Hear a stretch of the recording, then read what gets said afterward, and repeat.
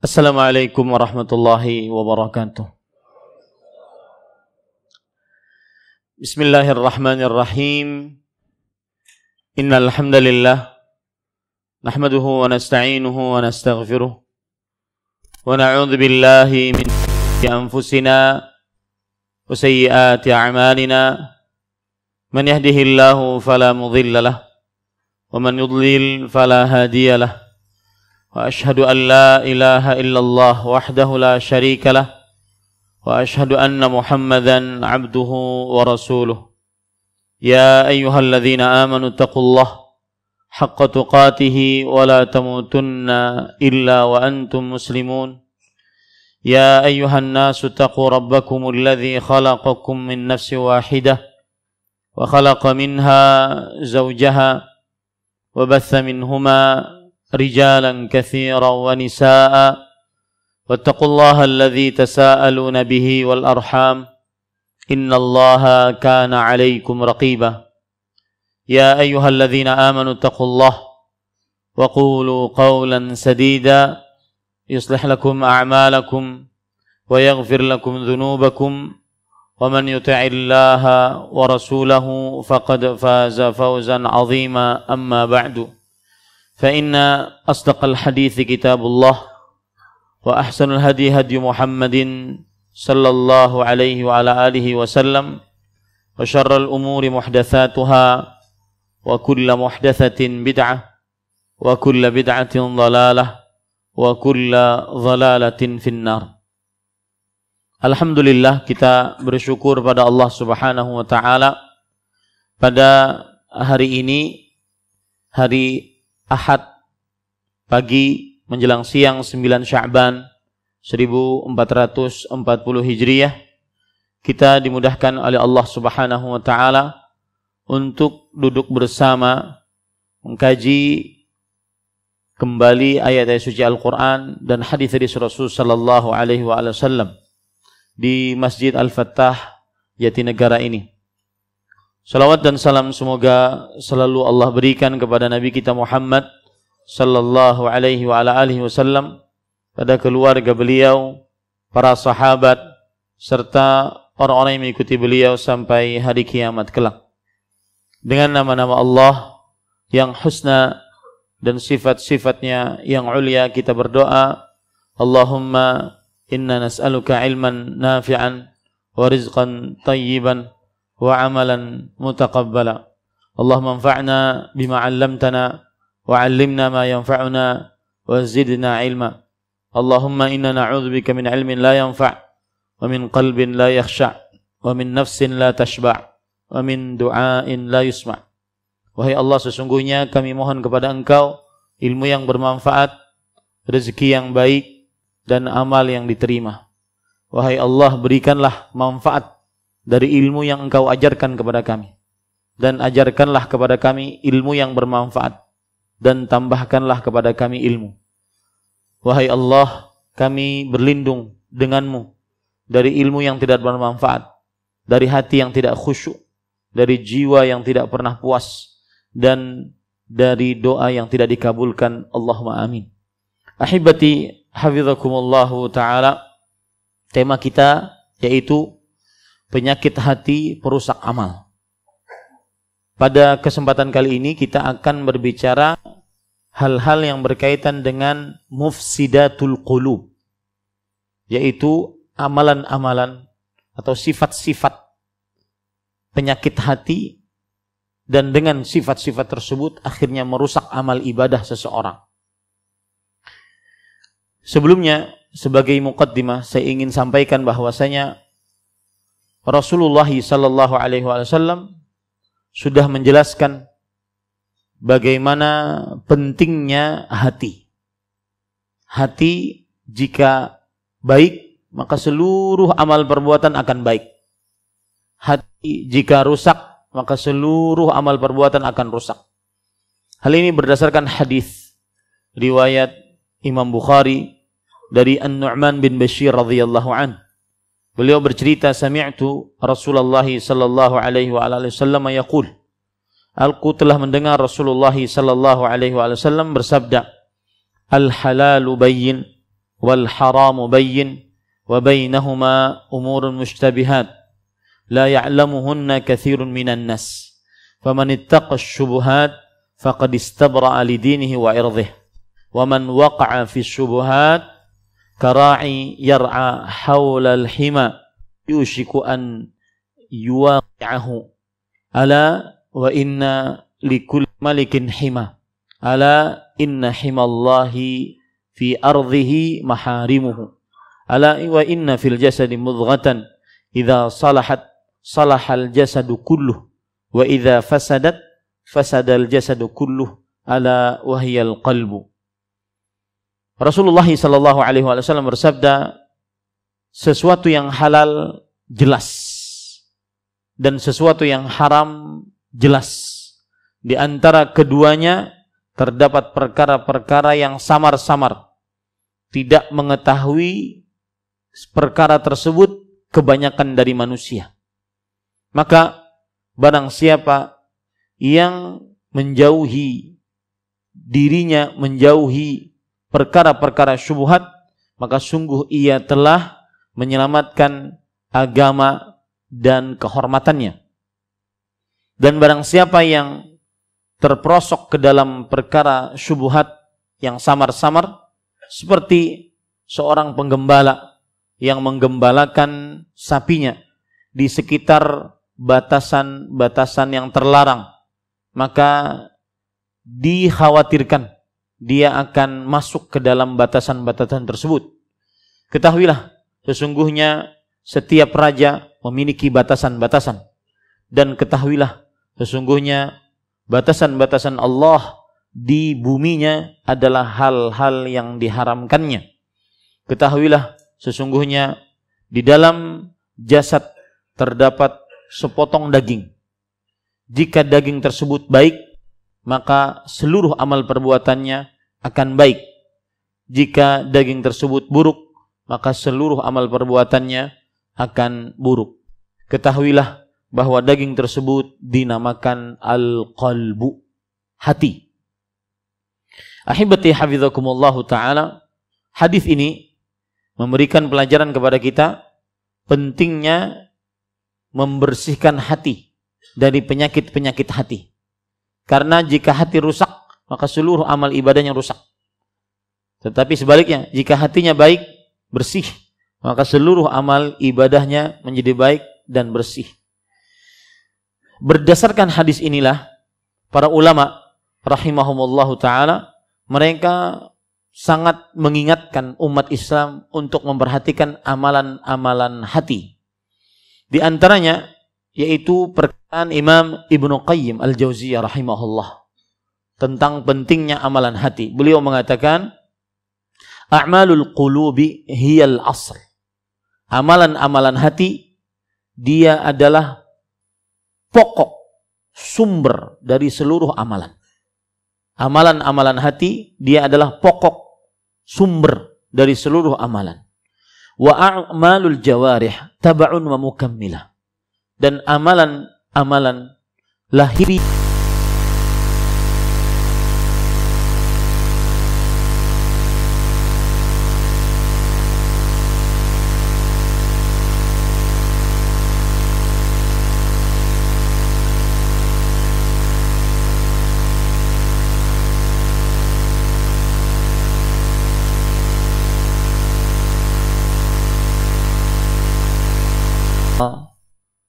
mengetahui hukum-hukum yang berkaitan dengan hati, amalan-amalan berkaitan dengan hati lebih penting dibandingkan mengenal hukum-hukum yang berkaitan dengan anggota tubuh. Anggota tubuh seorang sholat, seorang puasa, seorang zakat, seorang haji, anggota tubuh, seorang baca Quran, anggota tubuh itu, amalan anggota tubuh. Mengenal amalan-amalan hati seperti syukur, rasa harap ar-raja, rasa takut al-khauf, rasa takut dalam keadaan sendirian al-khasyah, rasa cinta, kemudian tawakal. Ini lebih agung, lebih penting untuk dikenal, dipelajari, diketahui dibandingkan amalan-amalan lahiriah. Kenapa? Karena amalan hati inilah pokok sumber dari amalan lahiriah. Tidak akan tercipta amalan lahiriah tanpa ada amalan hati. Gak akan bisa. Seorang, kita sebentar lagi puasa, seseorang tidak akan berpuasa dengan baik dan benar karena iman dan berharap pahala, kecuali karena ada amalan hati. Padahal dia di dalam kamar bisa saja dia makan, minum, kemudian keluar pura-pura kering bibirnya. Bisa. Tetapi kenapa dia ketika berwudu saat berpuasa tidak mau meneteskan sedikit pun ke dalam tenggorokannya air? Padahal dia bisa, tidak ada yang mengetahuinya. Karena itu amalan hati. Amalan hati yaitu rasa takut dan rasa harap. Takut akan siksa Allah karena batal puasa di siang hari bulan Ramadan tanpa alasan syar'i. Dan yang kedua, rasa berharap pahala dari Allah Subhanahu wa taala. Jadi ini poin penting, bahwa amalan hati dia adalah sumber pokok dari amalan lahiriah. Amalan hati lebih penting, lebih agung dibandingkan amalan lahiriah. Ya, dibandingkan amalan lahiriah. Taib, coba perhatikan para ikhwan yang dirahmati oleh Allah Subhanahu wa taala. Syekhul Islam Ibnu Taimiyah rahimahullah taala mengatakan tentang bagaimana pentingnya amalan hati. Beliau mengatakan, "Wahia min usulil iman wa qa'idid din." Yang artinya, amalan hati. Kita kan sekarang berbicara amalan hati. Penyakit hati perusak amal. Apa saja hal-hal yang merusak hati. Dan akhirnya ketika hatinya rusak, rusak juga amalnya. Terutama kita mau memasuki bulan Ramadan ini. Maka beliau mengatakan, "Hiya min usulid din wa usulil iman wa qawaidud din." Amalan hati adalah pokok iman dan pondasi dasar agama. Lihat, perkataan ini agak tinggi sedikit.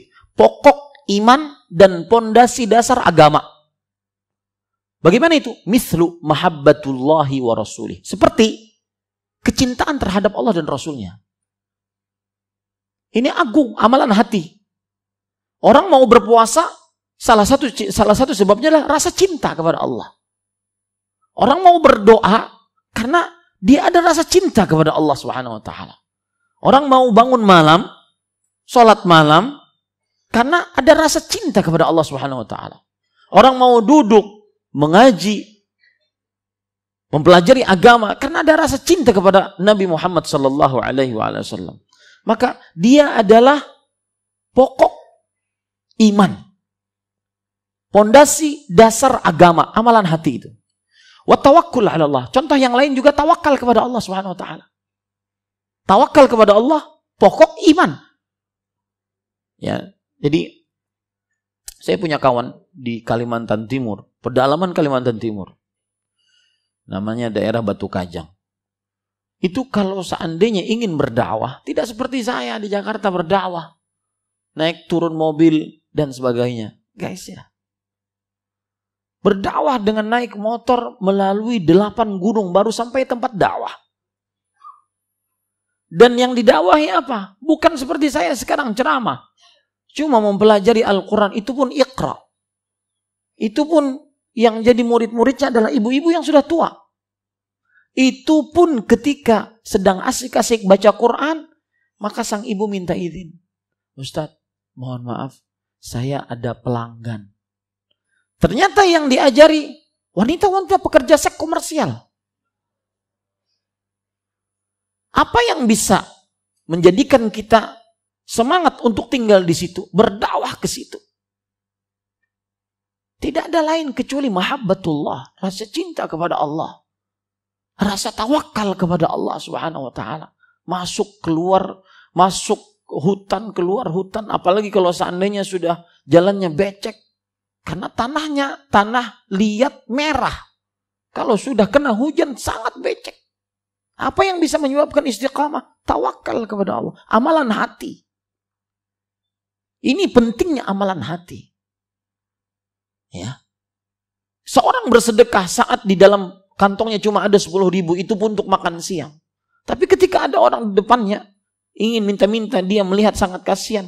Apa yang menyebabkan dia berani memberikan itu 10.000 yang mana mungkin siang dia tidak makan. Apa yang menyebabkan itu? Ikhlas ad-din lillah. Ikhlas karena Allah Subhanahu wa taala. Yakin kepada kekuasaan Allah Subhanahu wa taala. Ini pentingnya amalan hati. Makanya Syekhul Islam mengatakan, hiya min usulil iman. Dia pokok iman. Amalan hati itu pokok iman. Wa qawaiduddin, dan pondasi agama. Seperti rasa cinta kepada Allah dan Rasulnya. Rasa tawakal kepada Allah. Ikhlas menjalankan agama. Bersyukur atas pemberian Allah. Sabar atas keputusan Allah. Takut dari siksa Allah. Ar-raja' lahu, berharap atas pahala Allah Subhanahu wa taala. Hadhil a'mal, amalan-amalan semuanya ini, rasa cinta, tawakal, ikhlas, syukur, sabar, rasa takut, rasa harap, amalan-amalan semuanya jami'uha wajibatun ala jami'il khalq bittifaqi a'immatid. Wajib, harus ada di dalam hati setiap makhluk Allah dengan kesepakatan para ulama. Maka amalan hati itu lebih agung dibandingkan amalan lahiriah. Contoh misalkan lagi, bagaimana agungnya amalan hati. Imam Ibnu Qayyim rahimahullah ta'ala berkata, وَمَنْ تَأَمَّلَ الشَّرِيعَةِ فِي مَصَادِرِهَا وَمَوَارِدِهَا. Barang siapa yang memperhatikan syariat Islam ini dari sumber-sumbernya, dari Al-Quran, dari hadis Rasul sallallahu alaihi wasallam, alima irtibata a'malil jawarih bi a'malil qulub. Maka sungguh ia akan mengetahui bagaimana ada hubungan erat antara amalan lahiriah dengan amalan hati. Ya. Antara amalan lahiriah dengan amalan hati. Antara semangat ibadah dengan bagusnya hati. Ada hubungan. Antara rasa malas, sifat malas seperti orang munafik, dengan ada riya di dalam hatinya. Ada hubungan. Siapa yang memperhatikan syariat Islam dari sumber-sumbernya, pasti dia akan mengetahui bahwa ada hubungan antara amalan lahiriah dengan amalan hati. Wa annaha la tanfa' biduniha. Amalan lahiriah tidak manfaat tanpa amalan hati. Enggak manfaat. Saya beri contoh ya. Orang-orang munafik. Allah Subhanahu wa taala berfirman di dalam surah An-Nisa. Innal munafiqina yukhadi'una Allah wa huwa khadi'uhum wa idza qamu ila shalah qamu kusala. Yura'una an-nas wa la yadhkuruna Allah illa qalila. Sesungguhnya orang-orang munafik menipu Allah Subhanahu wa taala dan Allah membalas tipuan mereka. Dan mereka jika bangun untuk mendirikan sholat, bangun dalam keadaan malas. Kenapa malas? Ini kan amalan lahiriah. Malas. Ya. Seperti sholat isya dan sholat subuh, malas. Dalam hadis riwayat Imam Bukhari, Rasulullah SAW bersabda, "Athqalus salawat 'alal munafiqin salatul fajri wa salatul atama."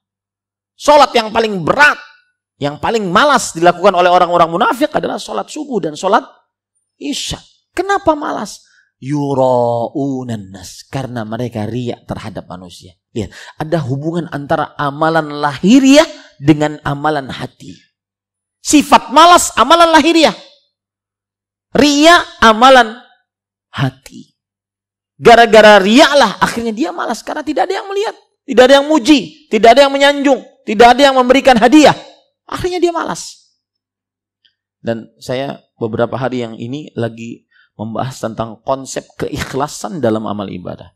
Antum harus pegang konsep keikhlasan yang tidak bisa ditawar-tawar. Tidak ada diskusi di dalamnya.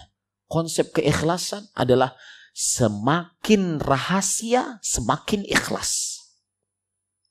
Az-Zubair bin Awam rahimahullah radhiyallahu anhu, beliau berkata, ayyukum istata'a an yakuna lahu khabi'atan min 'amalih falyaf'al. Siapa di antara kalian yang sanggup mempunyai amalan rahasia, benar-benar rahasia, tidak ada yang mengetahuinya, sampai kawan hidup kita, istri atau suami kita tidak tahu, anak cucu kita tidak tahu, Yang tahu cuma Allah dan 2 malaikat pencatat amal. Siapa yang sanggup mempunyai amalan rahasia, maka lakukanlah. Bishr rahimahullahu ta'ala, beliau mengatakan, seorang tabi'i, beliau mengatakan, uktumil hasanat kama taktumis sayyi'at. Sembunyikan amal baikmu sebagaimana kamu pintar sekali menyembunyikan dosamu. Sebagaimana kita sangat pintar menyembunyikan dosa, sembunyikan amal.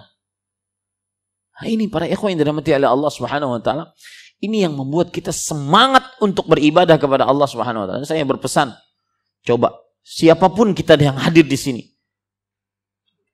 miliki walau sekali dalam seumur hidup, walau kecil, tapi benar-benar tersembunyi, tidak ada yang tahu, hanya Allah dan 2 malaikat pencatatnya. Contoh, seseorang masuk ke dalam kamarnya, suruh istri pegang handphone. Atau kalau seandainya perempuan, suruh suami pegang handphonenya. Saya ingin di kamar 5 menit saja. Saya ingin melaksanakan hadis Rasulullah SAW. Rajulun dzakarallaha khalian fafadat aina. Seseorang berzikir, mengingat Allah sendirian. Konsep keikhlasan, semakin tersembunyi, semakin ikhlas. Semakin rahasia, semakin ikhlas. Itu konsep yang tidak bisa dibantah. Jangan pernah ngaku ikhlas kalau seandainya kita suka beramal di hadapan orang lain.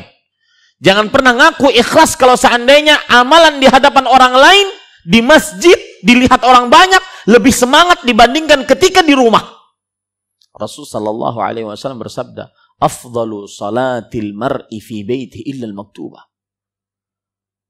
Seutama-utama solat seseorang di rumahnya kecuali solat wajib.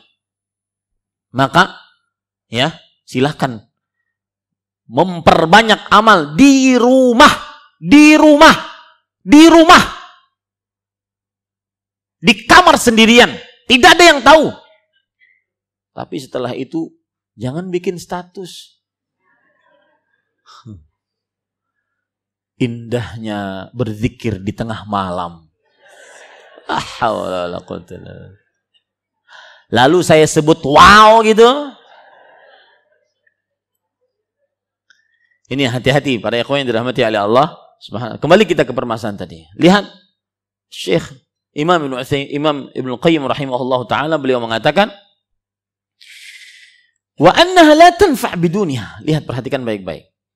Amalan lahiriah tidak bermanfaat tanpanya, tanpa amalan hati.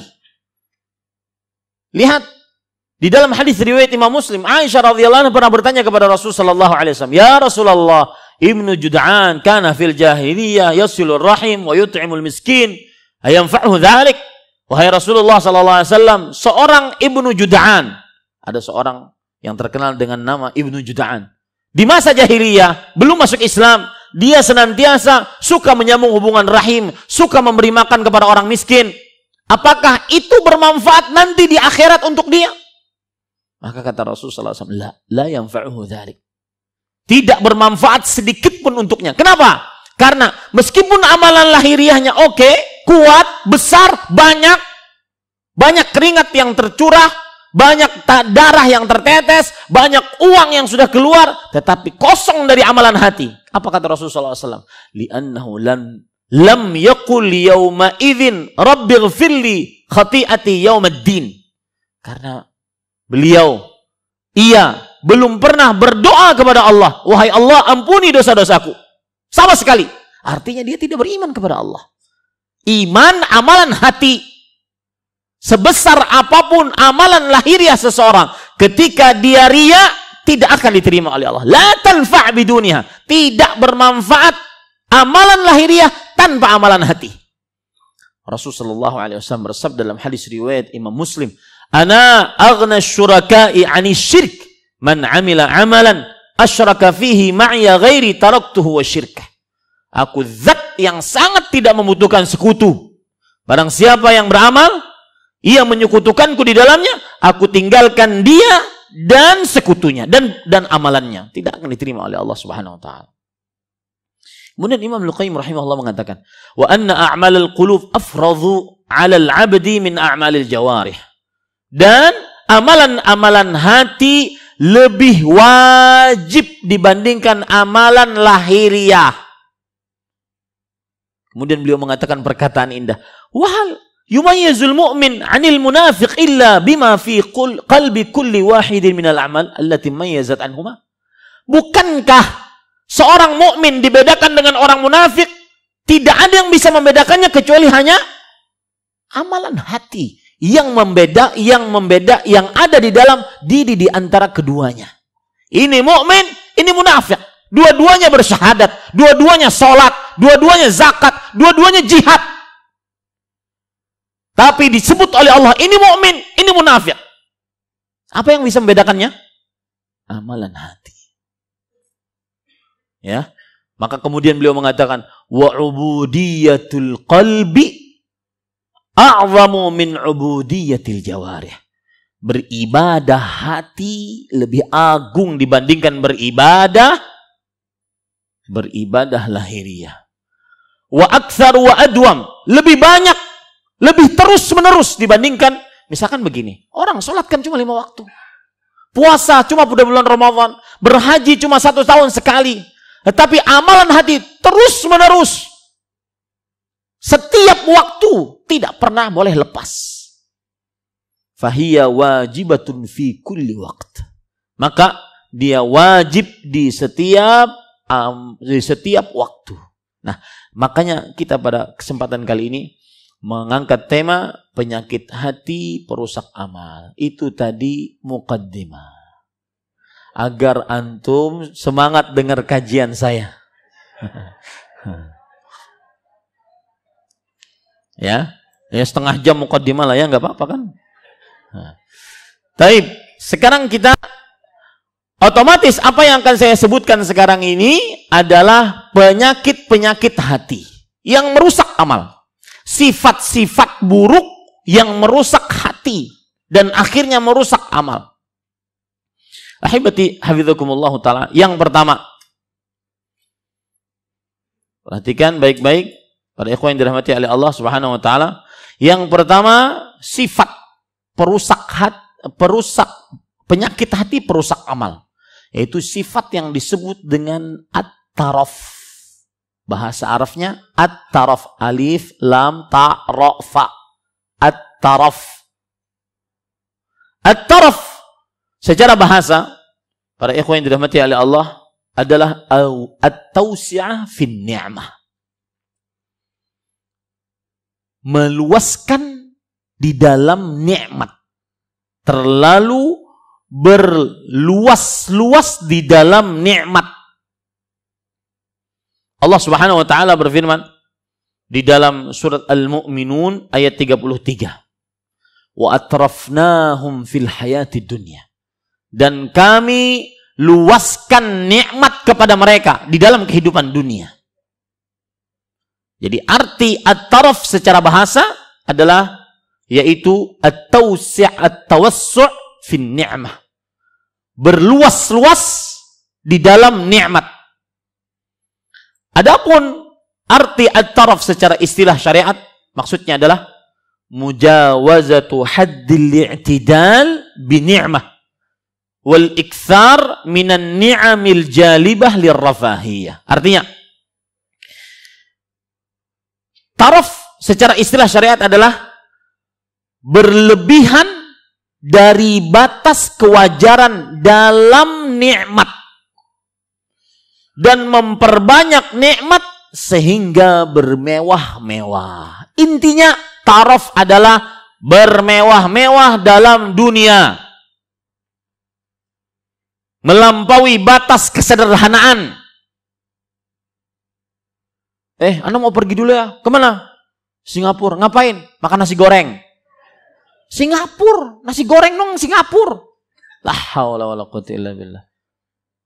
Ya. Nih, Bapak Ibu. Saya pernah ke Batam, habis itu dari Batam panitia bawa saya ke Singapura. Kemudian panitia cerita, "Ustadz, Ibu-ibu dari Jakarta banyak yang ke Batam, Ustaz. Habis itu dia nyebrang ke Singapura. Ngapain ke sini? Ke Singapura. Beli tas. Emang di Jakarta nggak ada tas branded? Ada, Ustaz. Cuma kan lebih heboh gitu dari Singapura. Emang berapa harganya? 70 juta, Ustaz. Oh, Masya Allah, 70 juta. Tas. Saya pernah diceritakan oleh akhi fillah, saudara saya karena Allah, Abu Abdul Muhsin Al-Ustadz Al-Fadhil Dr. Firanda Andija hafizahullah ta'ala, anak di Eropa ditawarin orang tas. Berapa harganya? 1,5 miliar. Lalu antum ambil enggak? Enggak mau Ana mau ambil. Ana bilang ke panitianya, saya mau ngambil Pak, asalkan itu tas harga 1,5 miliar bisa muat rumah, mobil, saya mau ngambil. Subhanallah, tas 1,5 miliar. Ini ahibati hafizakumullah ta'ala. Itu namanya at-taraf. Ini merusak hati dan akhirnya merusak amal. Ahibati hafizakumullah ta'ala. Lihat bagaimana Al-Quran mencela sikap at-taraf. Di dalam surat Hud ayat 116 disebutkan bahwasanya sifat at-taraf hanya dimiliki oleh orang-orang yang zalim dan kafir. Zalim dan kafir sangat identik dengan sikap at-taraf, sifat at-taraf. Terlalu berlebih-lebihan, bermewah-mewahan. Allah Subhanahu wa taala berfirman, "Wattaba'al ladzina zalamu ma utrifu fihi wa kanu mujrimin." Dan orang-orang yang zalim mengikuti apa yang dimewahkan di dalamnya, dan mereka orang-orang yang melampaui batas kufur terhadap Allah Subhanahu wa taala. Sifat sangat identik orang zalim yang kafir adalah taraf, bermewah-mewahan dalam perkara dunia. Ada sebagian orang, para ikhwan yang dirahmati oleh Allah Subhanahu wa taala, terlalu berlebih-lebihan di dalam perkara dunia. Dari ujung rambut sampai ujung kaki kadang-kadang miliaran. Dan itu lagi rame tuh. Termasuk di dalamnya, nih perhatikan, yang bikin iklan-iklan online, ya, jual beli online, pengusaha-pengusaha online. Anda ingin seperti saya? Kemudian disediakan 36 juta per hari. Ini taraf. Sikap at-taraf. Ini para ikhwan yang dirahmati oleh Allah Subhanahu wa taala. Itu yang pertama. Al-Quran menjelaskan bahwa sifat at-taraf hanya dimiliki oleh orang-orang kafir yang zalim. Jadi sudah kafir, zalim lagi. Ya. Kemudian yang kedua, Al-Quran mencela sikap at-taraf bahwasanya sikap at-taraf adalah penyebab terbesar mendapatkan siksa di akhirat. Sifat at-taraf penyebab terbesar mendapatkan siksa di akhirat. Apa dalilnya para ikhwan yang dirahmati oleh Allah Subhanahu wa taala? Surat Maryam ayat 59. Allah Subhanahu wa taala berfirman, "Fa khalafa min ba'dihim khalfun adha'us salata wattaba'us syahawat fasawfa yalqawna ghayya." Maka akan menggantikan setelah mereka para penerus yang buruk. Siapa penerus yang buruk ini? Bagaimana sifatnya penerus buruk ini? Orang-orang yang melalaikan sholat dan mengikuti syahwat taraf. Melalaikan sholat, mengikuti syahwat. Dan dua perbuatan ini tidak pernah lepas. Lihat, kita introspeksi diri kita masing-masing. Yang sedang melalaikan sholat pasti sedang menguntiti syahwat. Mohon ibu-ibu dengarkan, suara ibu-ibu kedengeran. Ya. Pasti yang sedang melalaikan sholat, misalkan dia sholat berjamaah juga, tapi masbuk paling terakhir. Itu kapan tuh masbuk paling terakhir? Pas kapan datangnya? Sebelum salam. Pengalaman ya? Sebelum salam, ya, datang. Itu pasti sedang mengikuti syahwat. Imma harta, tahta, wanita yang dia sedang urus, sehingga dia terlambat, lalai dalam sholatnya. Itu sudah tidak bisa dibantah. Al-Quran berbicara seperti itu. Maka para ikhwan yang dirahmati Allah, orang seperti ini bagaimana? Yang taraf, gara-gara dia taraf akhirnya melalaikan sholatnya, fasawfa yalqawna ghayya, maka mereka akan mendapati ghayya, ya, gara-gara taraf akhirnya melalaikan sholat, maka akan mendapati ghayya. Apa itu ghay? Para ikhwan yang dirahmati oleh Allah Subhanahu wa taala, disebutkan di dalam tafsir Imam Ibnu Katsir rahimahullahu taala, ghay, kata Abdullah bin Abbas, khusran, yaitu kerugian. Kata Imam Qatadah, ghay, syar, keburukan. Kata Abdullah bin Mas'ud, ghay, wadin fi jahannam ba'idul qa'ri khabithut ta'mi, lembah yang dalam neraka Jahannam, ya, lembahnya dalam, baunya busuk. Kalau sebuah ruangan semakin dalam, habis oksigen, CO2-nya habis, ditambah bau busuk itu, maka akan sangat mematikan. Itu tafsiran ghay dari Abdullah bin Mas'ud. Tafsiran ghay dari Abu Iyad rahimahullah, beliau mengatakan ghay wadin fi jahannam min qaih wa dam. Ghay adalah lembah dalam neraka Jahannam, isinya cuma darah penghuni neraka Jahannam dan nanah penghuni neraka Jahannam. Ini akibat taraf, mengikuti syahwat, bermewah-mewah di dalam hidup. Maka hati-hati para ikhwan yang dirahmati oleh Allah. Ka'ab al-Ahbar rahimahullah, beliau bercerita ketika menafsiri surat Maryam ayat 59 tadi, kata beliau, wallahi inni la ajidu sifatal munafiqin fi kitabillahi azza wa jal. Perhatikan baik-baik, cocokkan dalam diri kita, ada enggak ini? Demi Allah, aku mendapati sifat orang-orang munafik di dalam Al-Quran. Pertama, syarrabina lil qahawat, suka nongkrong di kafe-kafe, ngopi, waktu lama berlalu begitu saja, suka duduk-duduk. Tarrakina lis salawat, meninggalkan salat. La'abina bil ka'abat, suka main dadu. Raqqadina lil atamat, tertidur ketika salat subuh. Mufarritina fil ghadawat, tertidur ketika salat isya. Mufarritina lil ghadawat, dan meremehkan salat subuh. Tarrakina lil jumu'at, senantiasa suka meninggalkan salat Jumat. Kemudian beliau membaca ayat tadi, fa khalafa min ba'dihim khalfun adha'us shalah wattaba'us syahawat fasawfa yalqawna ghayya. Maka akan datang pengganti setelah mereka yang buruk, yang melalaikan salat, mengikuti syahwat, yaitu taraf tadi, bermewah-mewah. Maka apa yang akan dapat? Siksa dalam neraka Jahannam. Fasawfa yalqawna ghayya, mereka akan mendapati ghay.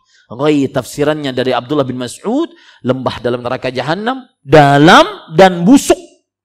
Tafsirannya dari Abu Iyad rahimahullah, lembah dalam neraka Jahannam, isinya cuma apa tadi? Darah dan nanah. Hati-hati para ikhwah.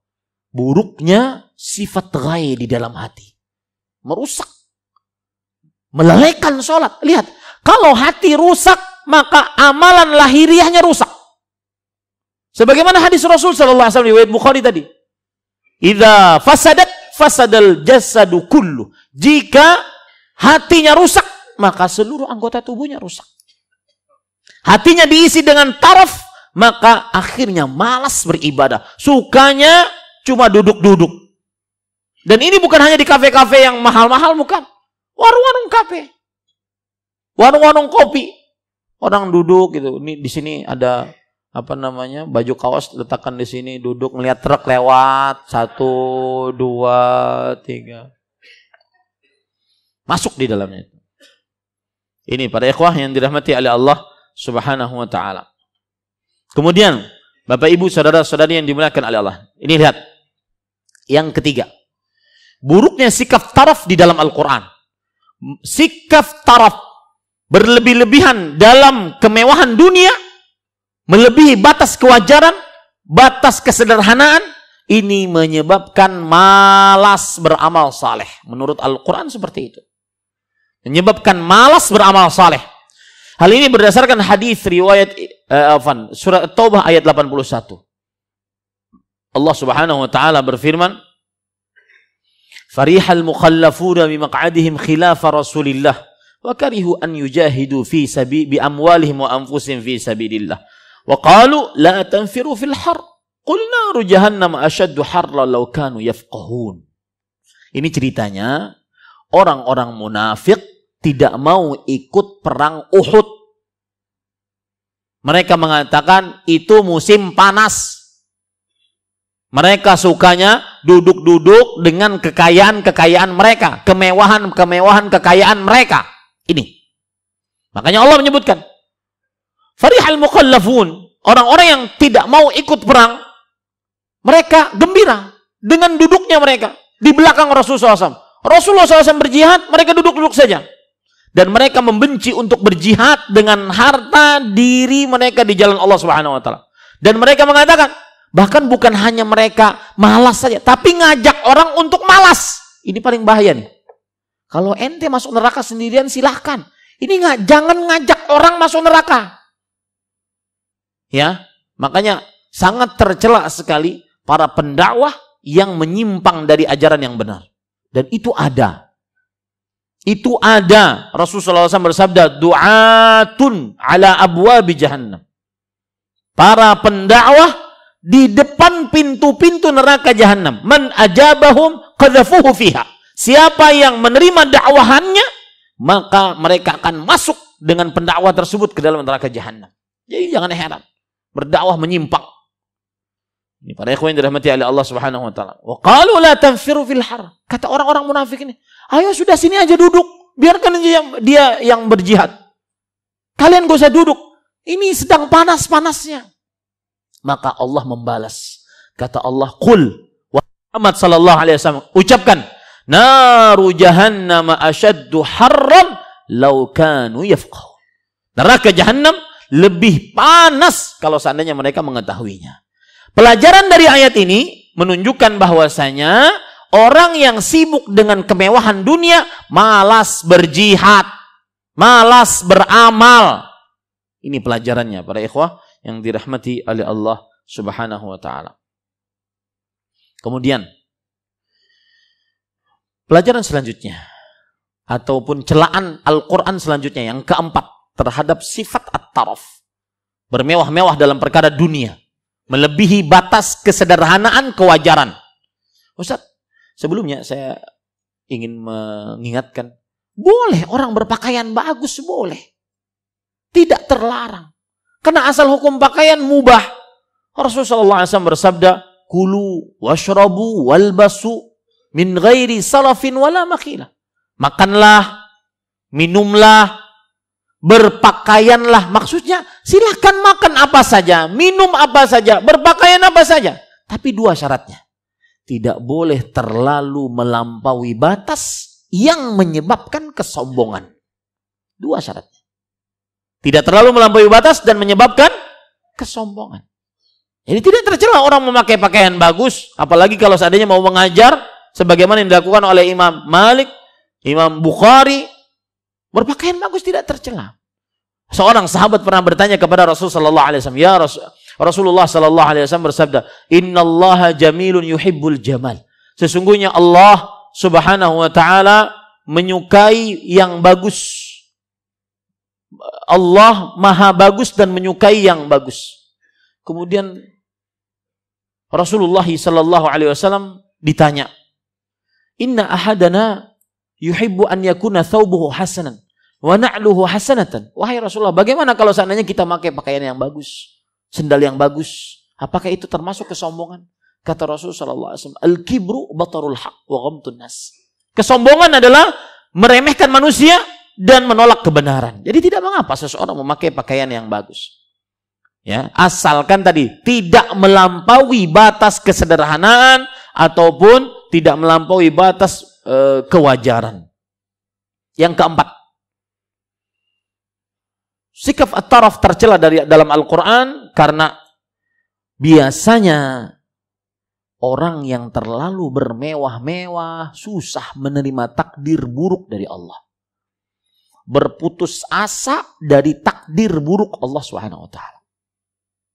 Yang terlalu bermewah-mewah susah menerima takdir buruk dari Allah. Padahal itu baru sedikit. Saya beri contoh misalnya. Ada orang kebiasaan hidupnya nyaman. Tidak pernah tidak nyaman. Bahkan ngantri pun tidak. Suatu saat di sebuah tempat dia tidak ada yang mengenal dia. Akhirnya dia seperti manusia biasa. Akhirnya dia harus ngantri, harus ini. Maka susah dia menerima itu. Itu maksudnya. Kalau sudah kebiasaan bermewah-mewah, sedikit diuji oleh Allah, maka dia langsung putus asa. Dia langsung menggerutu. Dia langsung tidak puas dengan takdir Allah Subhanahu wa taala. Hal ini disebutkan oleh Allah Subhanahu wa taala di dalam Al-Qur'an dalam surat Hud ayat 9 dan 10. Allah Subhanahu wa taala berfirman, "Wala in adzaqnal insana na'ma'a ba'da dharra massathu la yaqulanna dhahaba as-sayyi'atu anni innahu la farihun fakhur." Wala in adzaqnahu, saya sebutkan ayatnya. Surat Hud, ayat berapa tadi? Ayat 9 dan 10. Allah Subhanahu wa taala berfirman, perhatikan, "Wala in adzaqnal insana minna rahmah, thumma naza'naha minhu innahu la ya'usun kafur." Jika kami rasakan kepada manusia sebuah nikmat, harta, kenyamanan hidup, semuanya ada, tinggal buka kulkas, tinggal ini, tidak pernah kepanasan, tinggal perintah, pokoknya nyaman. Ketika nyaman tersebut, kami rasakan kepada manusia suatu rahmat, lalu kami cabut sedikit saja dari nikmatnya. Misalkan dia sakit, atau kukunya terjepit, atau apapun, sedikit saja. Ya, misalkan dia ngantri, kepanasan sedikit, ataupun ketika di mobil macet. Saya sering memperhatikan nih, yang sering-sering antar saya. Biasanya tuh kalau sudah macet, mulai keluar mulutnya. Wah, kampret nih. Nanti ada lagi, cebong nih. Pokoknya mulutnya kotor sudah. Kalau sudah mulai macet tuh ada sebagian supir tuh mulutnya kotor. Ya, ini hati-hati para ikhwan yang dirahmati oleh Allah. Nah, ada orang-orang yang dibiasakan mewah, akhirnya ketika dicabut sedikit nikmatnya, langsung apa yang terjadi? Innahu la ya'usun kafur. Sesungguhnya dia putus asa dan tidak berterima kasih terhadap Allah Subhanahu wa taala. Itu kebiasaan manusia. Membuat orang kalau sudah bermewah-mewah susah menerima takdir yang buruk dari Allah, padahal cuma sedikit. Saya tadi pagi di Puricenera saya katakan, siapa saja yang mendapatkan musibah di dunia ini, agar dia merasa musibah dia ringan, maka silahkan lihat musibah Rasulullah Sallallahu Alaihi Wasallam. Maka tidak akan pernah ada musibah yang lebih besar yang pernah didapati oleh manusia kecuali Rasulullah Sallallahu Alaihi Wasallam. Musibah apa yang didapati oleh seseorang? Kehilangan anak. Lihat Rasul Sallallahu Alaihi Wasallam. 4 anak laki-lakinya semuanya meninggal di masa kecil. Dari Khadijah 3, dari Maria Al-Qibtiyah 1, Tahir, Tayyib, Al-Qasim, semuanya meninggal ketika bayi. Kemudian yang terakhir Ibrahim, meninggal ketika berumur 16 bulan, yang dilahirkan oleh Maria Al-Qibtiyah. 4 bayi laki-laki beliau. Ditambah 3 anak perempuan beliau. Beliau mempunyai anak perempuan 4 dari Khadijah semuanya, radhiyallahu anha wa ardhaha. Ruqayyah, Ummu Kalthum, Zainab, Fatimah. Ruqayyah, Ummu Kalthum meninggal dalam keadaan lagi merekah-merekahnya, lagi suka-sukanya orang tua melihat anak perempuan tersebut meninggal dalam keadaan umur 20-an. Ruqayyah, Ummu Kalthum, kemudian disusul dengan Zainab, 3 anak perempuannya. Maka saya berpesan, siapa saja dari kaum muslimin yang merasa berat dengan ujian musibah dari Allah Subhanahu wa taala, silahkan bandingkan dengan musibah yang didapati oleh Rasul sallallahu alaihi wasallam, maka tidak akan pernah bisa dibandingkan. Maka pada saat itu seseorang akan menjadi pelipur lara. Oh, ternyata sedikit. Ada seorang perempuan menunggu kehamilannya lama, sudah bertahun-tahun nikah baru hamil, alhamdulillah. Ternyata setelah hamil, pas dilahirkan meninggal anaknya. Innalillahi wa inna ilaihi raji'un. Ketika itu sedih sekali. Tapi lihat bagaimana sedihnya Rasulullah sallallahu alaihi wasallam. Nah, ini para ikhwan yang dirahmati oleh Allah Subhanahu wa taala. Sikap taraf membuat seseorang susah menerima takdir buruk yang Allah tetapkan 50.000 tahun sebelum penciptaan langit dan bumi. Ini buruknya sikap taraf yang keempat berdasarkan dari Al-Qur'an dan hadis Rasul sallallahu alaihi wa ala alihi wasallam. Para ikhwan yang dirahmati oleh Allah Subhanahu wa taala, yang kelima, sikap taraf adalah penyakit hati perusak amal. Salah satu celaan Al-Quran terhadap sikap at-taraf adalah sikap at-taraf mengurangi nikmat akhirat. Semakin mewah, semakin berkurang nikmat akhirat. Ada sebagian orang kadang-kadang saking ingin mewahnya, beli kasur yang kalau dia duduk di pojokan itu mental. La haula wala quwwata illa billah. Atau kalau dia tidur di kasur tersebut, kelelep dia. Ya, manusia kadang-kadang aneh-aneh kalau sudah terlalu mewah. Ya. Kadang-kadang semuanya ingin emas. Semuanya ingin emas. Bajunya emas. Kemudian, pokoknya ingin semuanya emas. Kalau bisa mohon maaf, tahinya emas. La haula wala quwwata illa billah.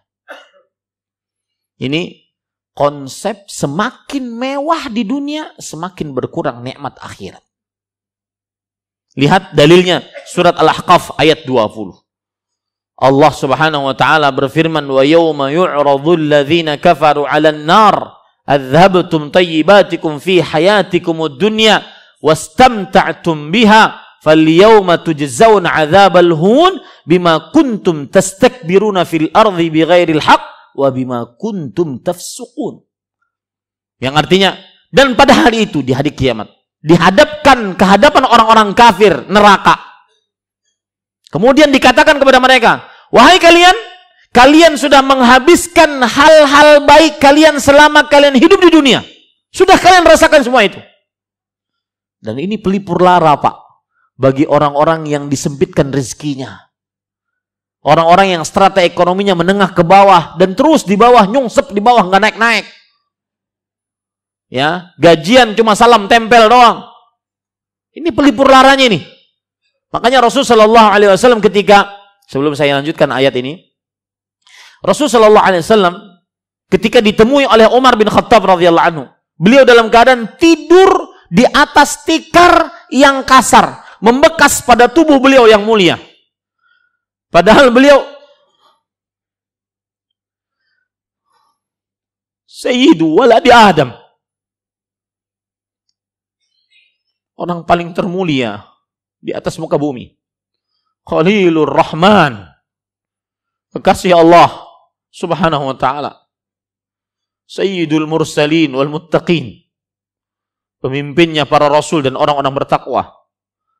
Tidur di atas tikar keras, membekas pada tubuh beliau yang mulia, salawatu rabbi wa salam.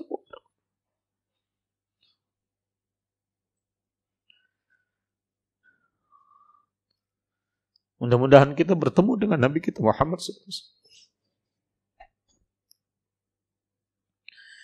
Umar bin Khattab radhiyallahu anhu menemui beliau dan menangis. Kata Umar bin Khattab radhiyallahu anhu kepada Rasulullah SAW, "Ya Rasulullah, ud'ullah falyuwassi' ala ummatik." Wahai Rasulullah, mintalah engkau kepada Allah agar umatmu diluaskan, agar engkau tidak tidur di atas kasur, di atas tikar yang keras seperti ini. Fa inna Farisa war Rum wa hum la ya'budun Allah ma hum ala ni'mah. Sesungguhnya orang-orang Persia dan Romawi, mereka di atas nikmat, Padahal mereka tidak beriman kepada Allah Subhanahu wa taala. Apa kata jawab Rasulullah SAW? Apa jawab Rasulullah SAW? Lihat orang-orang yang disempitkan rezekinya. Lihat orang-orang yang mungkin menangis ketika ingin makan, tidak ada yang dimakan. Lihat orang-orang miskin. Perhatikan, dengarkan ini. Pelipur lala dari Rasulullah SAW. Atarda an yakuna lahumud dunya wa al-akhirah. Wahai Umar, mau enggak engkau biarkan mereka menikmati dunianya? Anhabtum tayyibatikum fi hayatikum dunya. Kalian habiskan hal-hal baik kalian selama kalian hidup di dunia. Wastamta'tum biha. Kalian sudah merasakannya. Maukah engkau biarkan mereka memiliki dunia? Walanal akhirah. Kita yang memiliki akhirat. Dunia cuma 60-70 tahun. Setelah itu mati.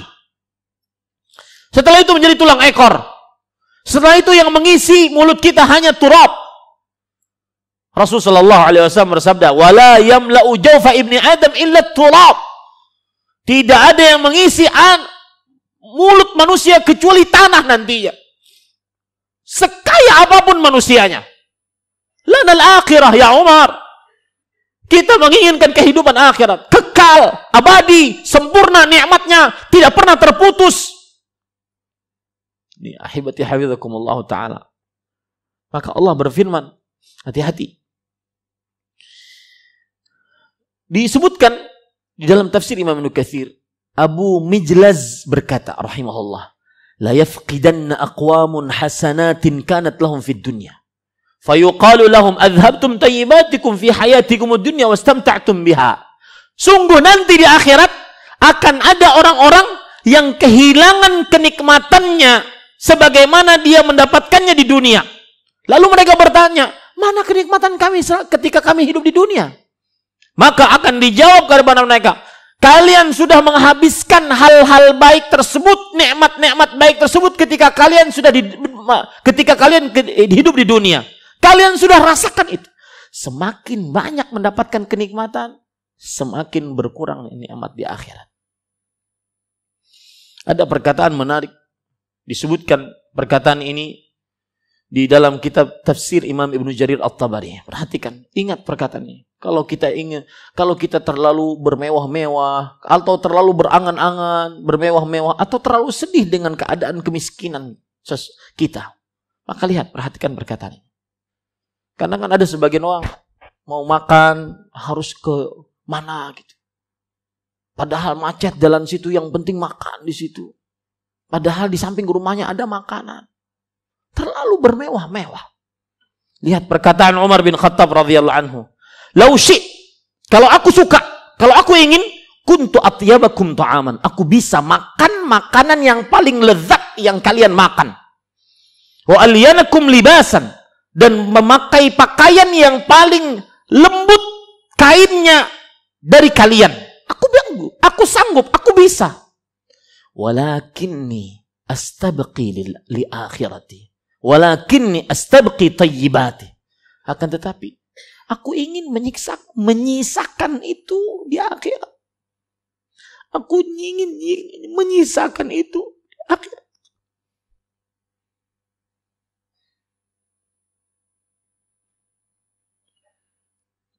Kita sudah terlalu mewah para ikhwah. Sudah terlalu hedonis hidupnya. Maka ini pelipur lara dari dua sisi. Dari orang-orang yang mungkin terlalu bermewah-mewah, ataupun dari orang yang disempitkan rezekinya oleh Allah. Ingat perkataan Umar tadi. Walakin astabqi tayyibati. Tetapi aku ingin menyisakan hal-hal baikku nanti di akhirat. Yang kekal abadi, sempurna nikmatnya, tanpa terputus, tidak pernah terhalang. Sedangkan dunia, sifat dunia cuma 4. Qul mata'ud dunya qalil, sedikit. Sekaya apapun manusia, dibandingkan nikmat akhirat, dia sedikit. Satu. Yang kedua, dia tidak sempurna. Tidak ada di dunia yang sempurna. Wa innama tuwaffawna ujurakum yaumal qiyamah. Sesungguhnya pahala kalian akan diberikan secara sempurna nanti pada hari kiamat. Secantik apapun perempuan, menang kontes apapun di dunia tidak akan pernah sama dengan perempuan di akhirat. Baik itu perempuan dari manusia ataupun perempuan dari bidadari. Tidak akan pernah sama. Ya. Dia sempurna kecantikannya, keindahannya. Yang ketiga, tadi sedikit, kemudian tidak sempurna, kemudian cepat rusak. Mana ada di dunia yang tidak cepat rusak? Rasulullah SAW bersabda, Innal iman la yakhlaq kama yakhlaqus thawb. Sesungguhnya iman benar-benar bisa rusak sebagaimana pakaian sering rusak. Begitulah dunia, sering rusak. Apa saja? Apa saja. Mau alat transportasi, alat komunikasi, tempat tinggal, cepat rusak. Pakaian, cepat rusak. Istri, cepat rusak.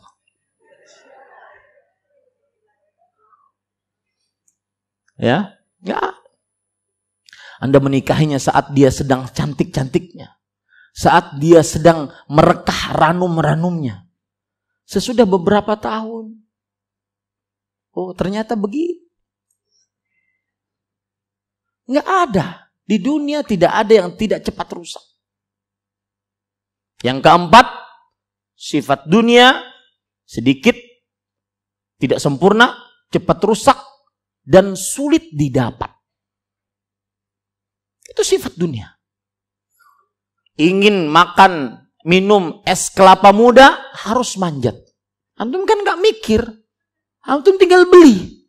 Coba, nanti di bulan Ramadan, Asosiasi Penjual Es Kelapa Muda mengatakan, kami resign dari pekerjaan kami. Kami ingin puasa Ramadan dengan sebaik-baiknya. Yang kaum muslimin yang ingin berpuasa dengan es degan, kelapa muda, silahkan manjat sendiri sana. Susah. Perempuan susah didapat. Saya saja harus mengarungi lautan untuk mendapatkan Maihani, istriku tercinta. Ya, mengarungi itu juga alhamdulillah diterima. Coba ditolak.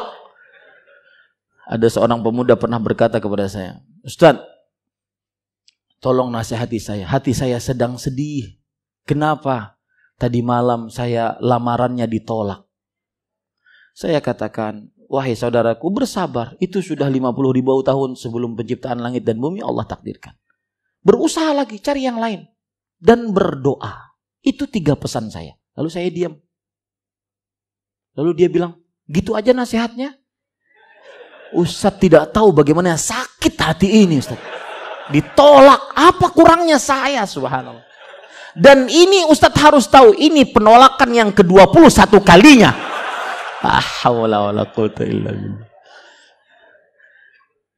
Habis itu, setelah beberapa bulan, 3 bulan, 4 bulan, tidak ada suaranya lagi itu ikhwan. Ternyata dia sudah dapat tambatan hatinya. Begitu kalau murid, kalau sudah enak lupa gurunya.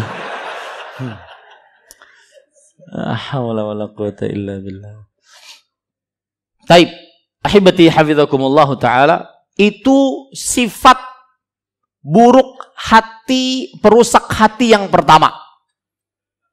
Ya, at-taraf tadi.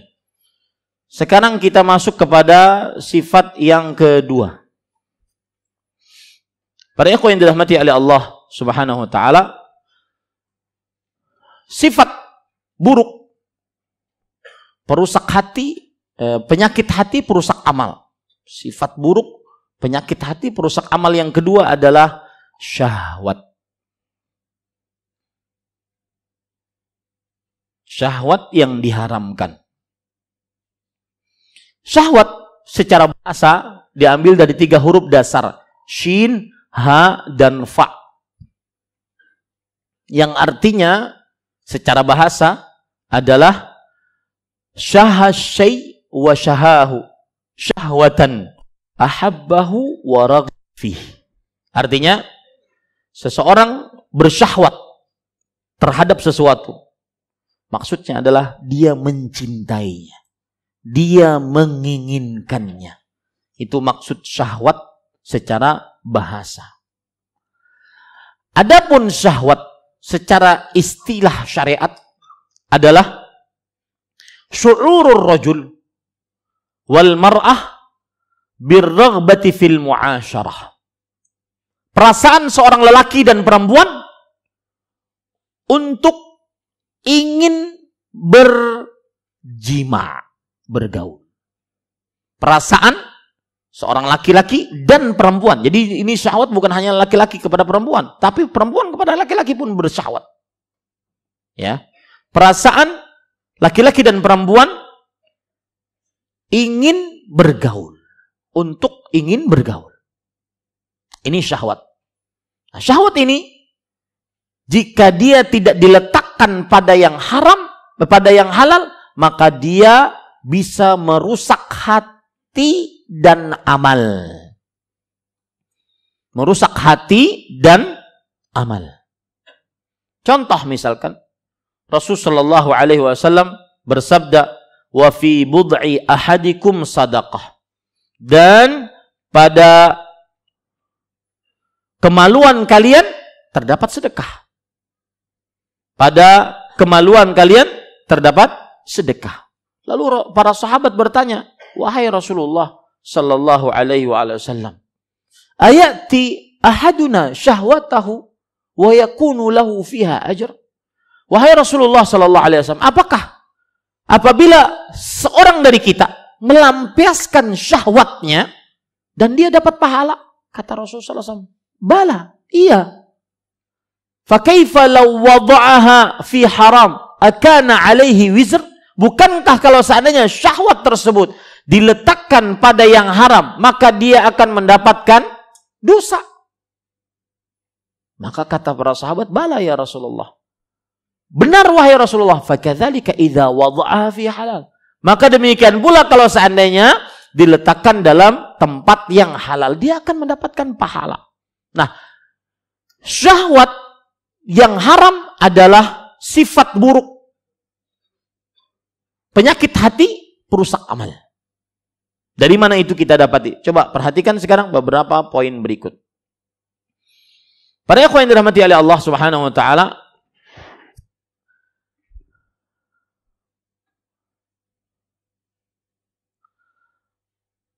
poin pertama, bahwa syahwat merusak hati. Yaitu syahwat adalah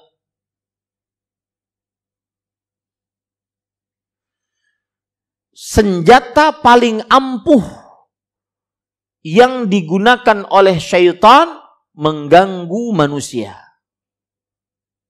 Senjata paling ampuh yang digunakan oleh syaitan mengganggu manusia.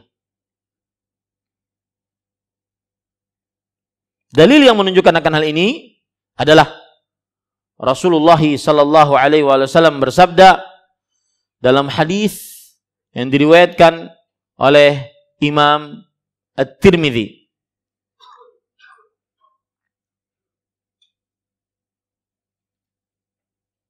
Sebentar. Yang diriwayatkan oleh Imam Ahmad dan Imam Muslim dan Imam Tirmidzi, betul. Saya khawatir salah. Rasulullah SAW bersabda, lihat, innal mar'ah tuqbilu fi surati syaitan wa tudbiru fi surati syaitan. Perempuan jika dilihat dari depan dia dalam bentuk setan. Sebentar Bu, jangan protes dulu Bu. Dan jika dilihat dari belakang dia dalam bentuk setan. Apa maksudnya?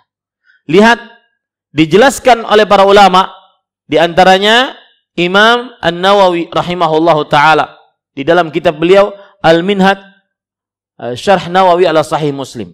Beliau menjelaskan.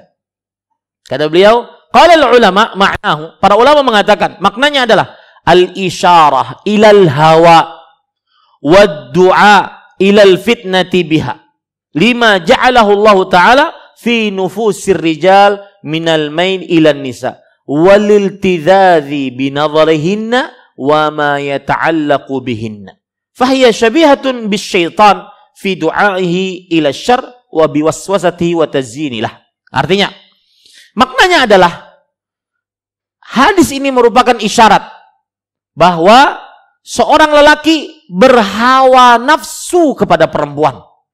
Seorang lelaki terajak untuk tergoda dengan perempuan disebabkan karena Allah memberikan di dalam hati para lelaki, lihat hati. Di dalam hati para lelaki condong kepada perempuan dan lezat memandang perempuan dan apa saja yang berkaitan dengannya. Ini perhatikan, ini saya akan jelaskan nanti, ya. Lezat memandang dan apa saja yang berkaitan dengan perempuan. Maka kata Imam Nawawi, dia seperti syaitan. Dalam artian perempuan yang mengajak kepada keburukan dan memberikan rasa was-was dan juga mengindahkan di pandangan mata laki-laki. Itu maksudnya.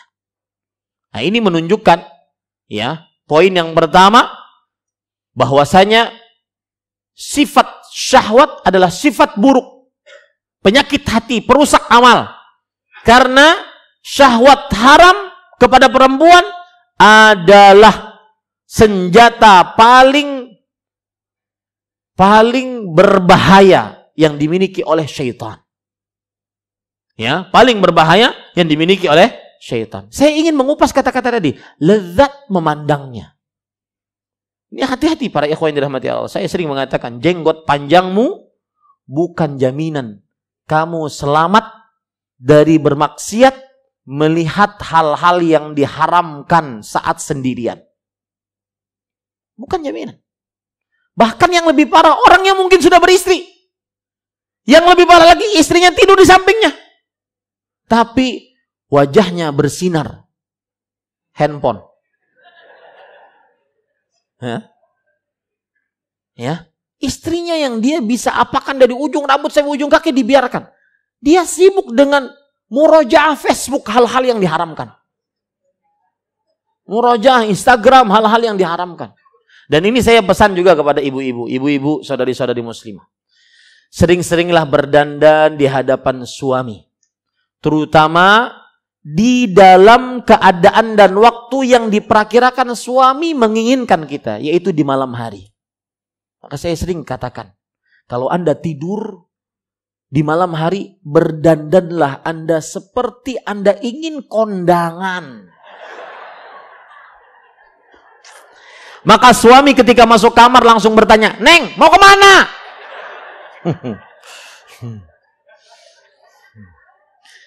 Karena dia nggak biasa.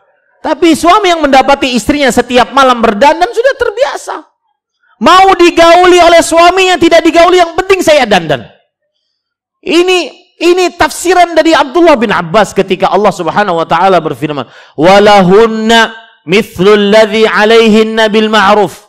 Perempuan memiliki hak sebagaimana mereka mempunyai kewajiban. Itu ayat disebutkan oleh Allah dalam surat Al-Baqarah. Ya. Dalam surat Al-Baqarah ayat 228. Abdullah bin Abbas radhiyallahu anhu menafsiri ayat ini. Perempuan memiliki hak sebagaimana mereka mempunyai kewajiban dengan cara yang ma'ruf. Kata Abdullah bin Abbas, lihat tafsirannya menarik. Beliau mengatakan, "Wallahi inni la uhibbu an atazayyana limra'ati kama uhibbu an tatazayyana li." Aku sebagai laki suka untuk berpenampilan yang baik di hadapan istriku, sebagaimana aku suka istriku berpenampilan yang baik di hadapanku.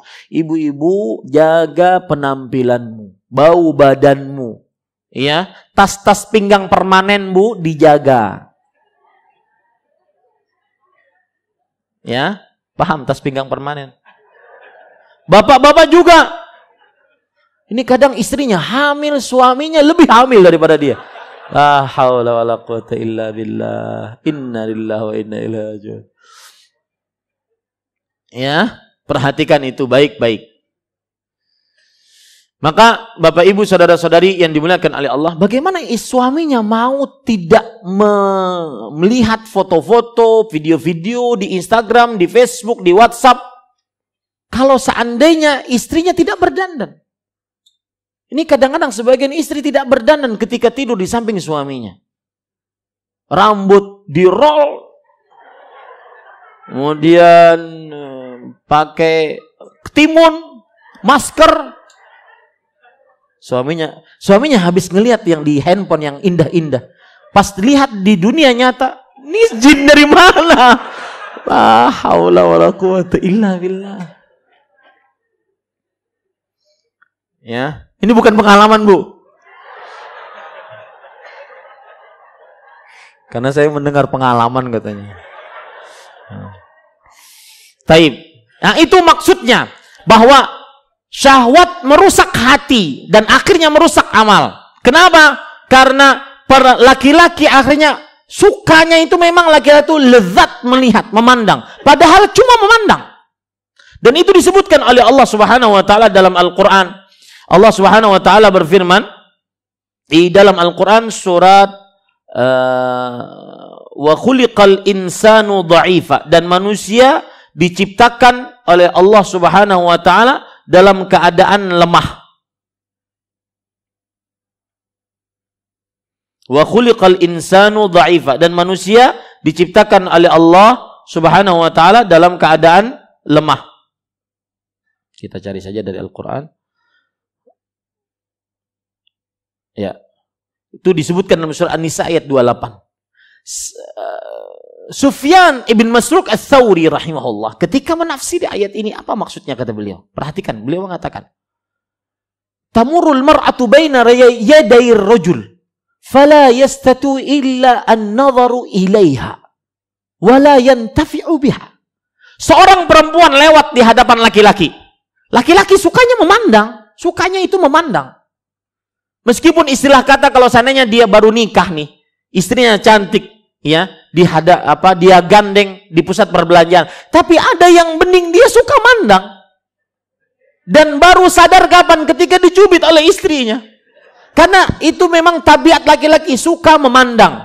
Tapi meskipun tabiat jangan dimudah-mudahkan. Itu haram. Ya.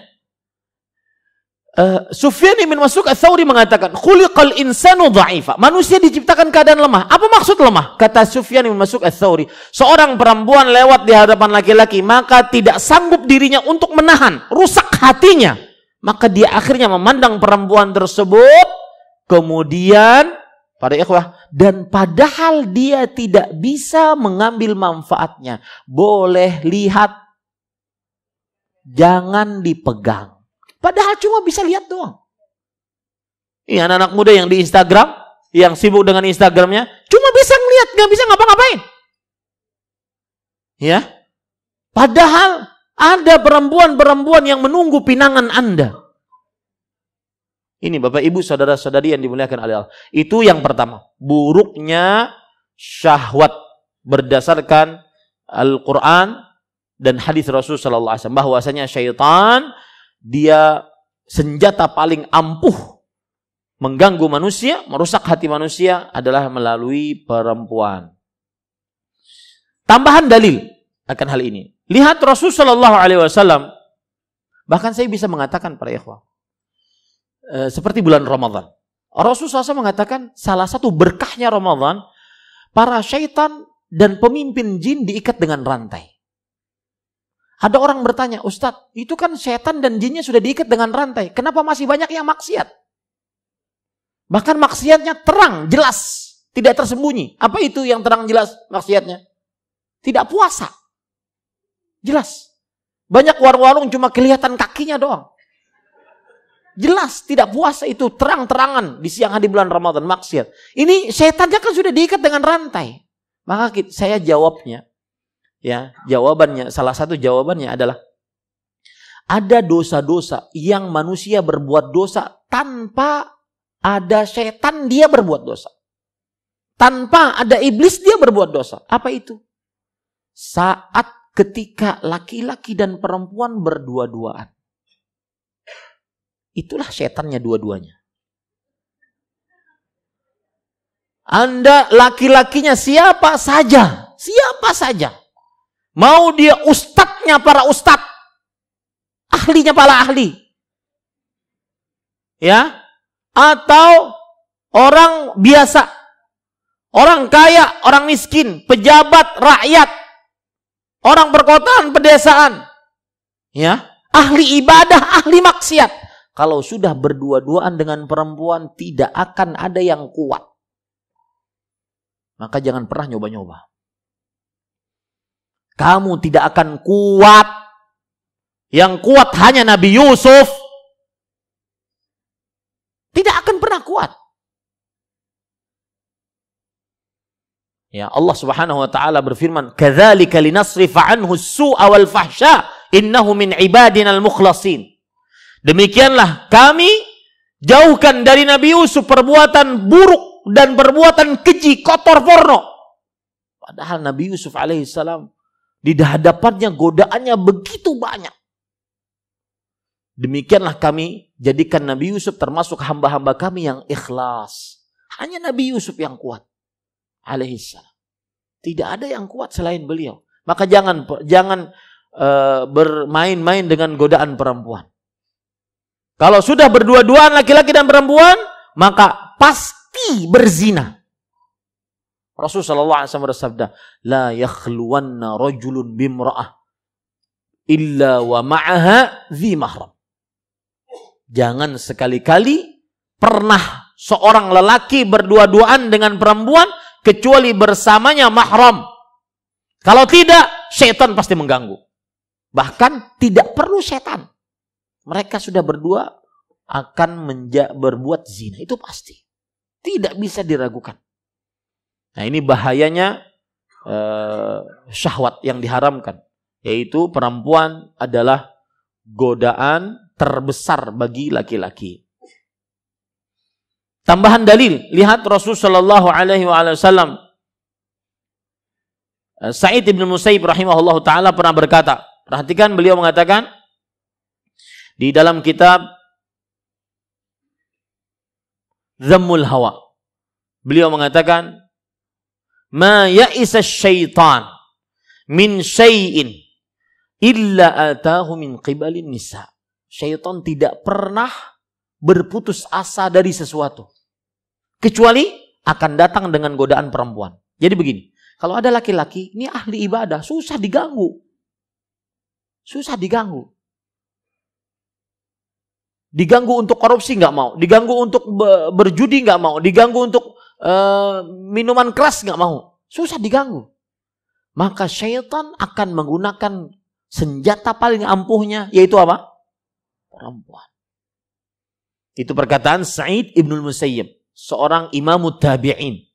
Lihat lagi perkataan Abu Salih As-Samman rahimahullah, beliau mengatakan, "Balagani anna aktsara dzunubi ahli nar fin nisa." Telah sampai kepadaku kabar bahwa penghuni neraka yang paling terbanyak penyebab dosanya adalah perempuan. Maka hati itu pada ikhwan yang dirahmati oleh Allah Subhanahu wa taala. Jangan nyoba-nyoba, jangan pernah kenalan kecuali untuk menikahinya secepatnya. Jangan pernah, nih ada kadang-kadang ta'aruf 3 tahun. Ta'aruf apaan tuh? Ini tidak benar pada ikhwah. Ini hati-hati. Taib.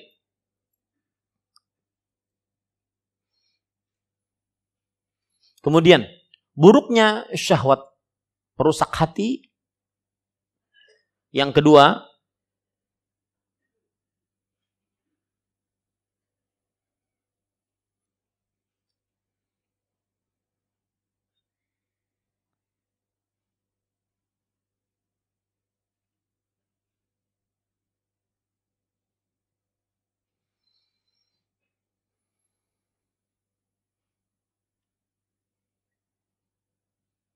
bentar.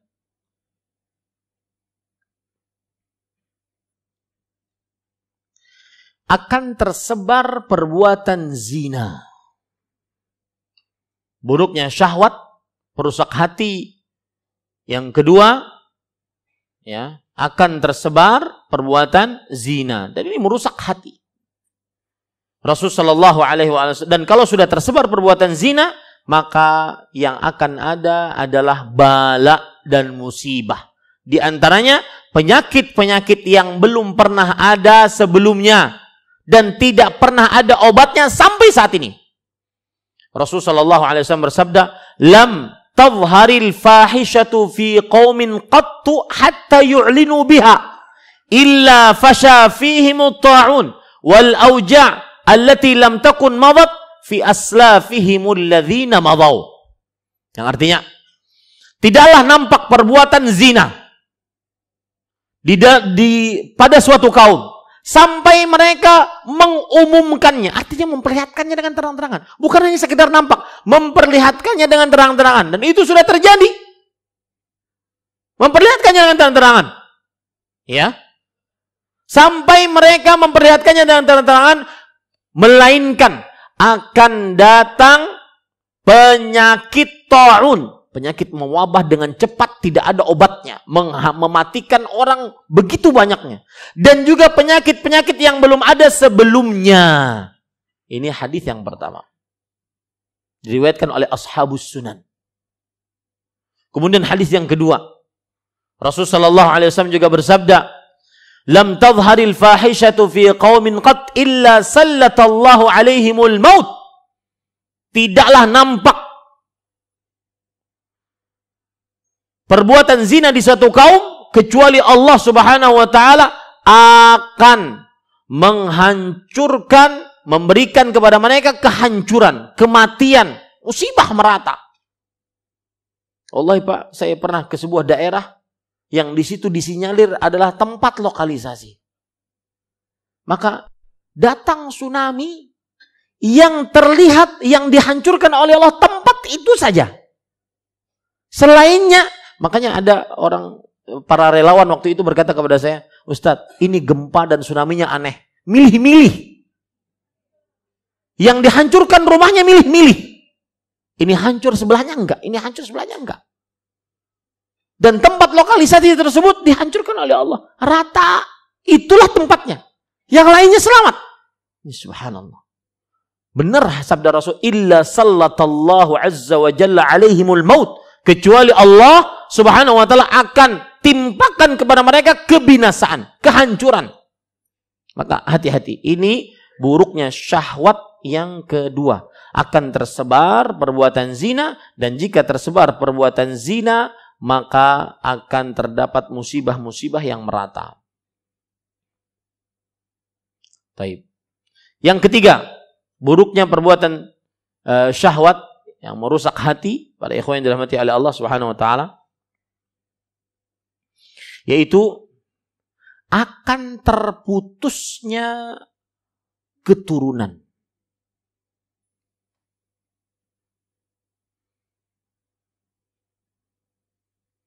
Terputusnya keturunan. Karena orang kalau sudah berzina, maka yang ada adalah al-waladul firash. Anak bagi siapa yang memiliki ranjang. Saya beri contoh. Ada suami, ada istri. Ya. Ini suami istri.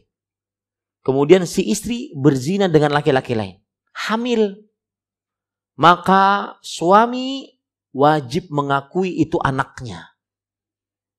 Kenapa? Rasulullah SAW bersabda, al-waladul firash. Anak adalah yang memiliki ranjang.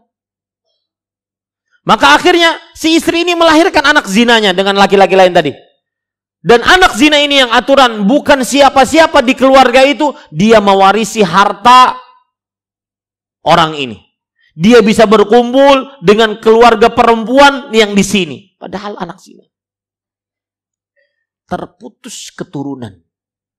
Itu kalau seandainya dia adalah suami istri yang berzina, istrinya yang berzina. Kalau si istri, seseorang perempuan yang belum menikah berzina, kemudian hamil, kemudian melahirkan, maka pada saat itu ini anak tidak punya bapak.